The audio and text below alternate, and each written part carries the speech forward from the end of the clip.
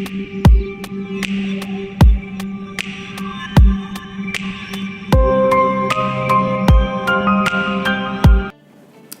again. So continuing the series on hiring insights, the hiring insights is specifically for the recruiters and hiring managers. Now we are going to speak about why job descriptions is a waste of time. What I mean by is, writing a very detailed job description is an utter waste of time. So I had mentioned before that we did a survey across many industries. And I also told you that as time goes by, the job description length, it's increasing, too much of specific details. So I asked the committee, the hiring manager or the HR department that composes these job descriptions, why do you do it, right? Why do you keep making these job descriptions longer and longer and longer, right? There's a requirements section, there is a responsibilities section, there is an education section, there is a certification section, and lots of other things. So the recruiters are like, their intention is reasonable. So what they said was, Shri, we are doing that to ensure that, not everybody applies, right? We are trying to narrow down our ideal candidates, and as such, our inbox is, bombarded with so many resumes for one position. So, we're trying to get qualitative candidates, a very small filtered group of people. So my point is, your intentions are good, but is it working?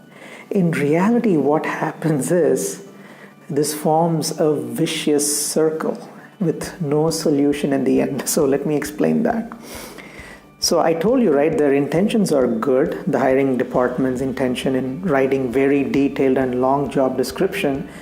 And the recruiters and hiring managers, they both accept that these job description requirements, they overshoot the need, right? Because they're writing more and more things, they overshoot the need. So what is happening is, okay, here's a candidate who reads the job description and he or she is a genuine candidate. Very likely that they have another job, but they would be perfect for this new job. But they're saying, right, they look at all these details and they're like, well, I don't have all these requirements, so I'm not going to apply. So bam, genuine candidates, that's where you lose them. Because you write too many things in the job description, and the genuine candidates who you actually need, they're like, you know what, I don't think I qualify. So this is case one. The case two is there's another group of people, the bigger group compared to the first case. Either they don't have a job or they're not happy with their existing job, they just want to move. So they're like, you know what, I don't meet all these requirements, but what the heck, let me just go on and apply anyways. And that's what happens. So recruiters, they keep writing bigger and bigger job descriptions, hoping that they can filter and narrow down their best candidates who apply, but the opposite happens. So this is what I mean by the vicious circle. Now, when still the less qualified people start applying, the human resource department takes that feedback and they make an even longer job description. So the end result is you have to wait endlessly to narrow down on your best candidate to interview and eventually roll out the offer letter.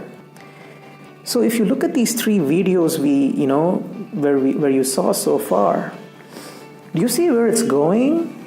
Why hiring someone takes longer and longer and longer? It's a vicious cycle.